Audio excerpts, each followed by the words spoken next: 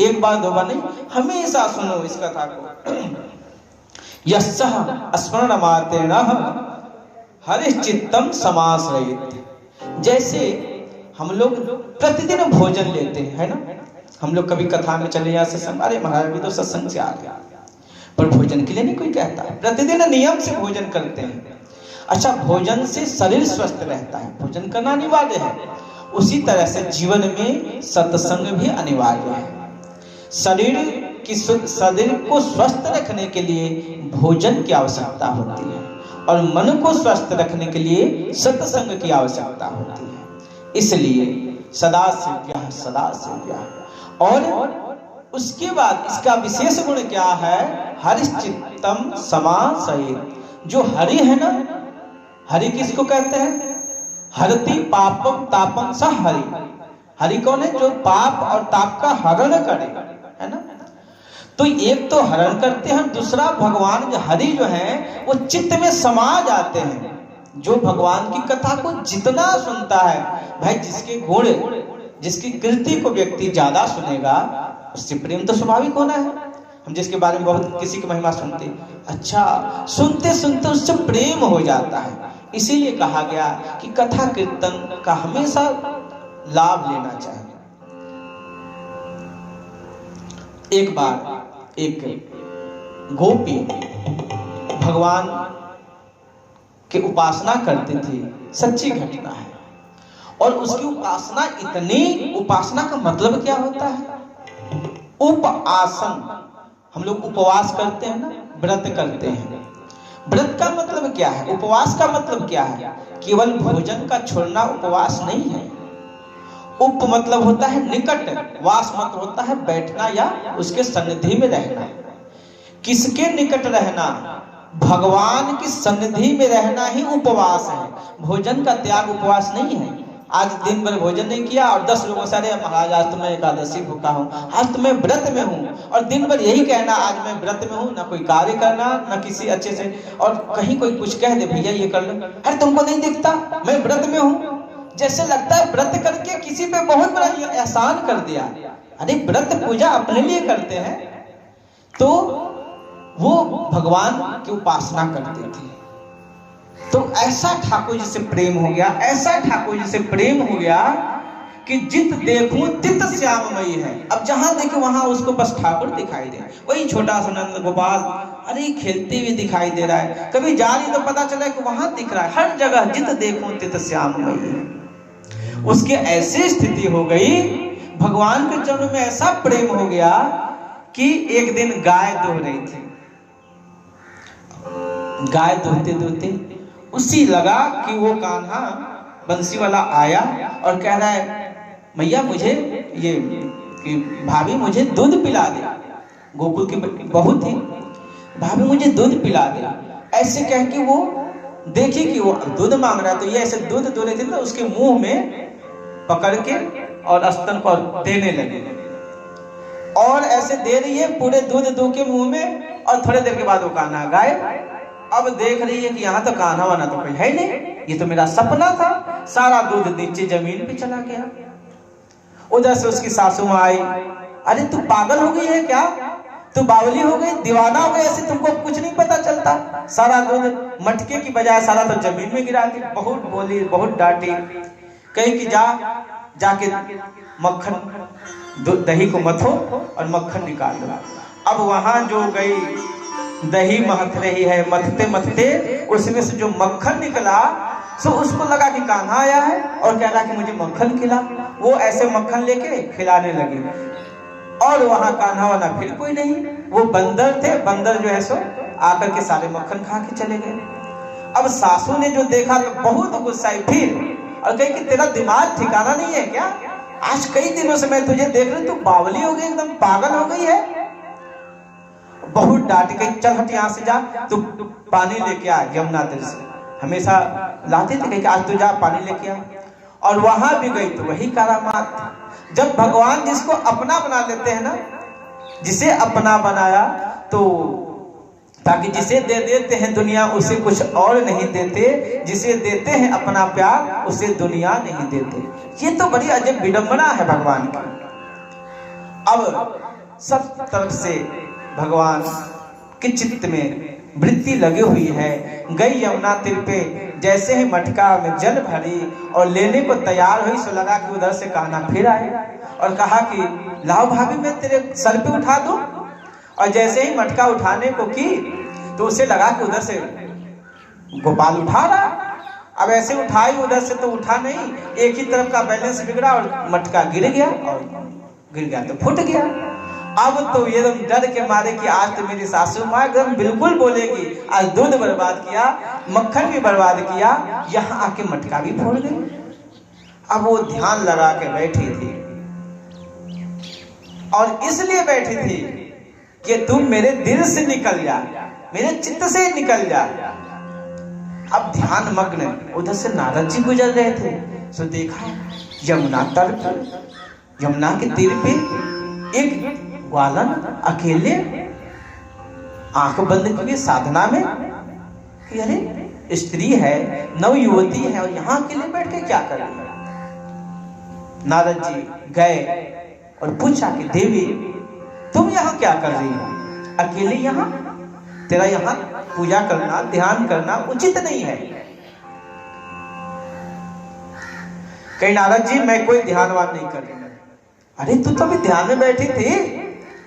बोली कि नारद जी मैं यहाँ ध्यान और उपासना में नहीं, मेरे साथ एक बहुत बड़ी दुविधा है। मेरे अंदर ना वो जो सांवला सा कन्हैया है ना, मेरे अंदर घुस गया है और मुझे ऐसा पागल कर दिया है कि जहां देखते हूं वहां वही दिखाई देता है।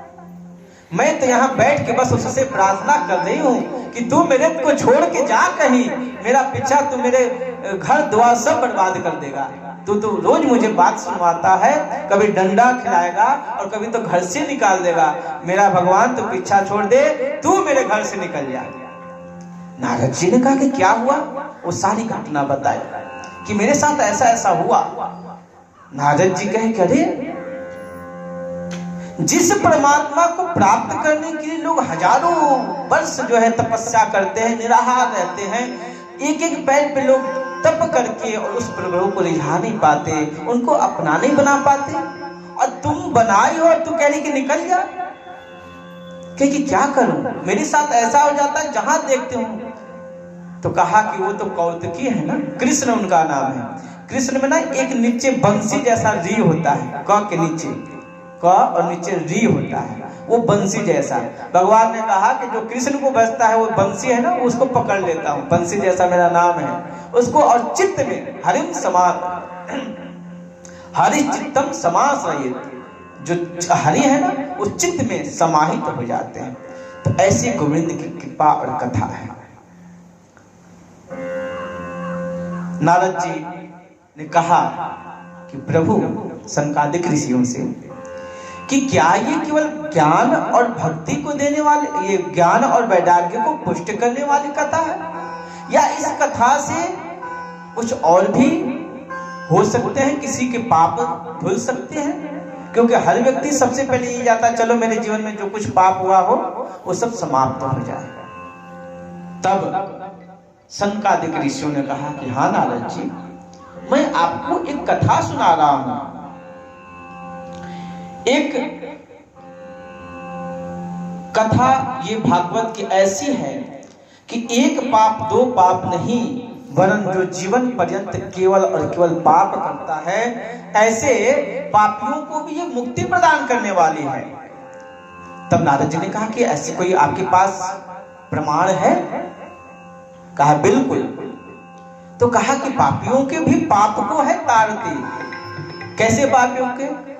ये मानवः पाप कृतस्तु सर्वदा सदा दुराचार रता निमग्नः क्रोधाग्निदग्धः कुटिलश्च कामिनः सप्ताह यज्ञेन कलौ पुनन्ति ते।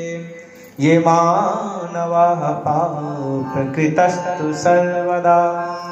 तुम एक पाप की बात करते हो, ये मानवः पाप कृतस्तु सर्वदा, जो जीवन पर्यंत पाप किया है वैसा भी इस सप्ताह कथा के श्रवण से। अब श्रवण में भी भेद है, आगे हम श्रोता और वक्ता के लक्षण को सुनेंगे तो उसमें विस्तृत चर्चा है। किस विधि से सुनने पे उसके सारे पाप नष्ट हो जाते हैं। तो जो जीवन पर्यंत केवल और केवल पाप ही किया है, वैसे का भी पाप का प्रक्षालन हो जाता है। तब दृष्टांत में सुनाया कि एक आत्मदेव के ब्राह्मण थे, उनका कोई पुत्र नहीं होता था, है ना।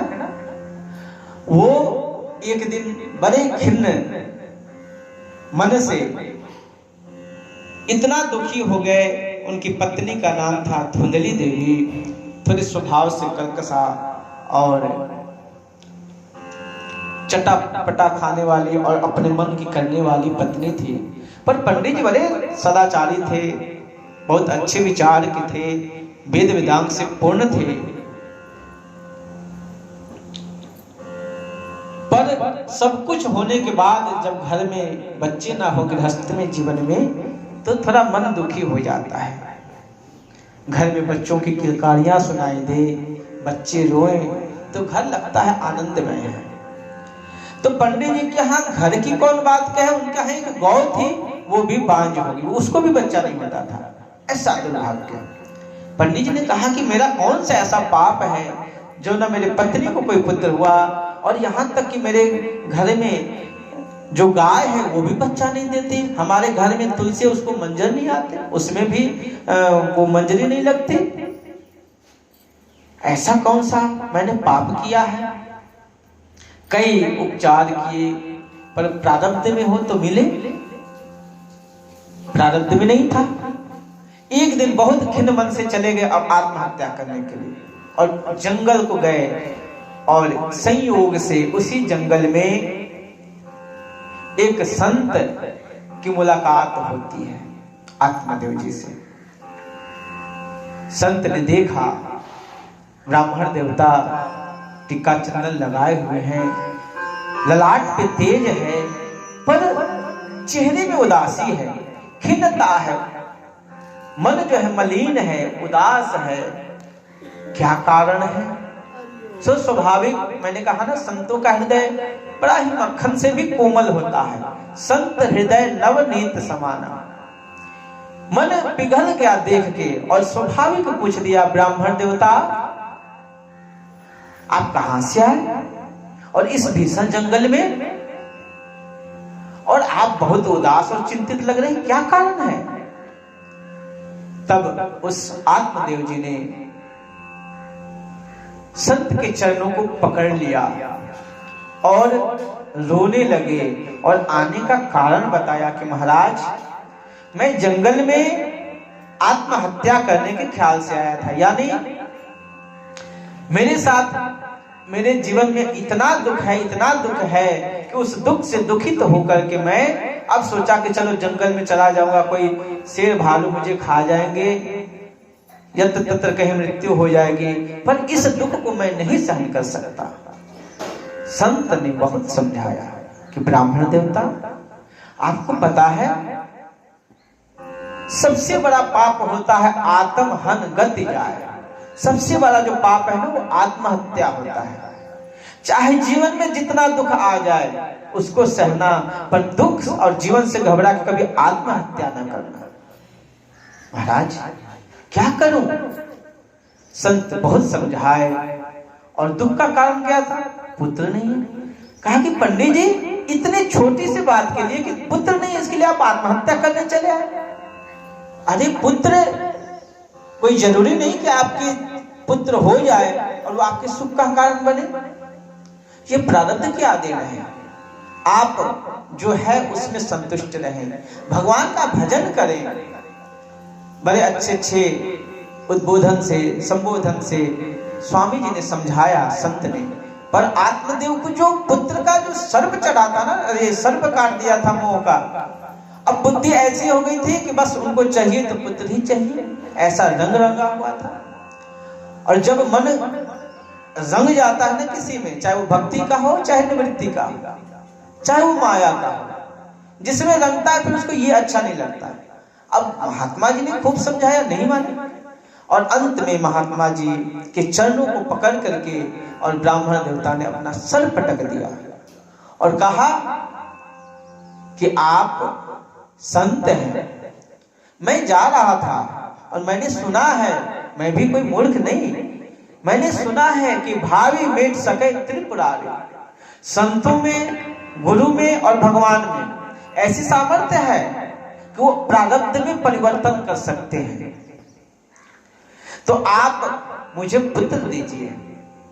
संत समझाए, नहीं माना, आंख बंद किया और जैसे ही उनके प्रारब्ध को देखा, उनके भविष्य को देखा कि इनके जीवन में है अथवा नहीं है, तो एक जन्म की बात कौन कहे, उनको 7 जन्म तक कोई पुत्र का वो योग नहीं बन रहा था, पुत्र लाभ नहीं था उनके जीवन में। अब महात्मा जी तो खुले दिल के होते हैं, कह दिया कि ब्राह्मण देवता, आपको इस जन्म में नहीं 7 जन्म तक पुत्र का योग नहीं बन रहा है, अतः इससे आप अपने मन को मोड़िए और भगवान के चरणों में लगिए। और अच्छी बात है, चलो 3 से 2 भला, अरे कोई नहीं, आदमी तो कहता सिंगल भी, अकेले भी है तो बम बम है। भगवान की कृपा से धर्म पत्नी है, खुश मस्त रहे और भगवान का भजन करें। कहा मुझे अब भगवान का भजन और भक्ति नहीं चाहिए, मुझे तो बस पुत्र चाहिए।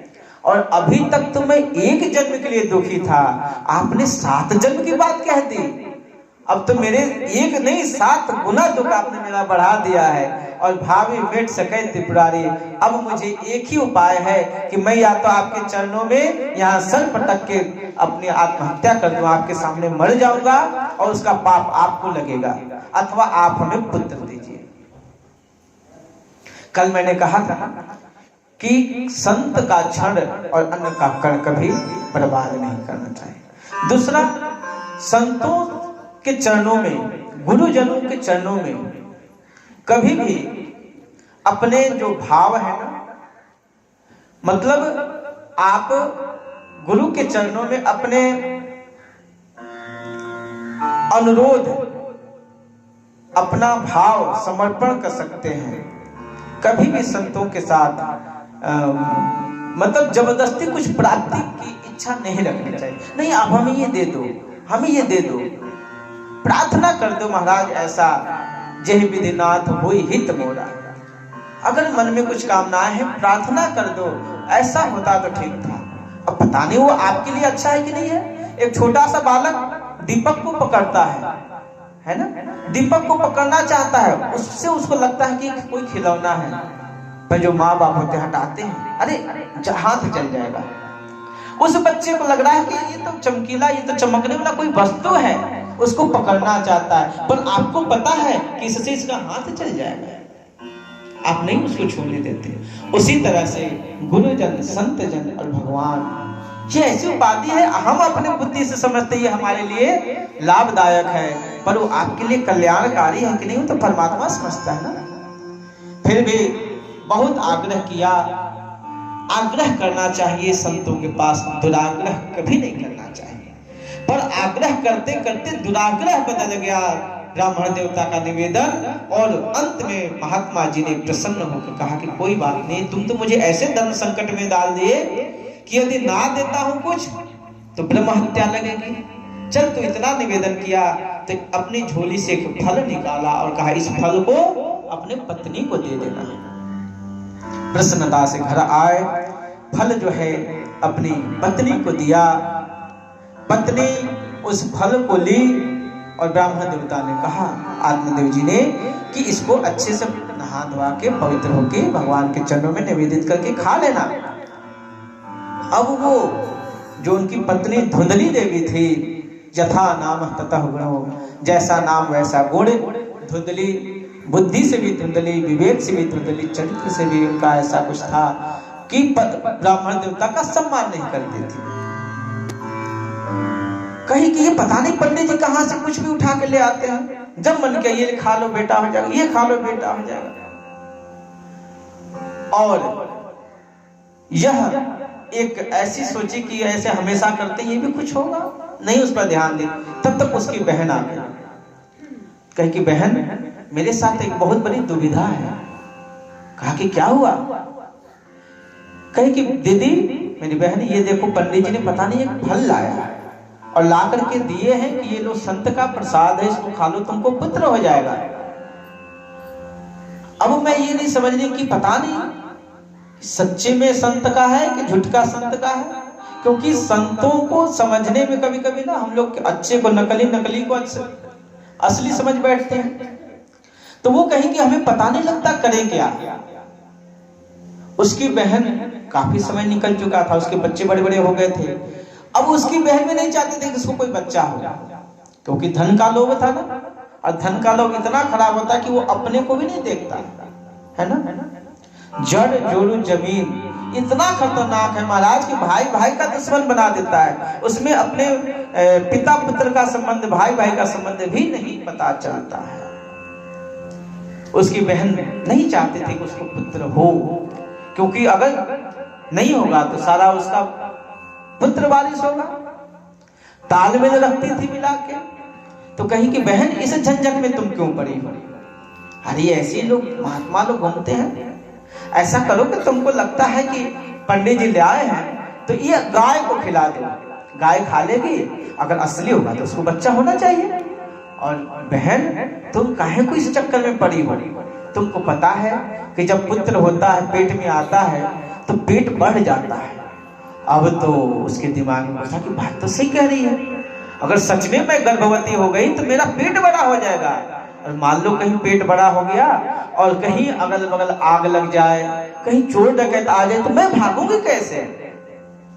अब नाना प्रकार की बातों को सोचने लगी और इस दुविधा में उस फल को नहीं खाई और वो फल गाय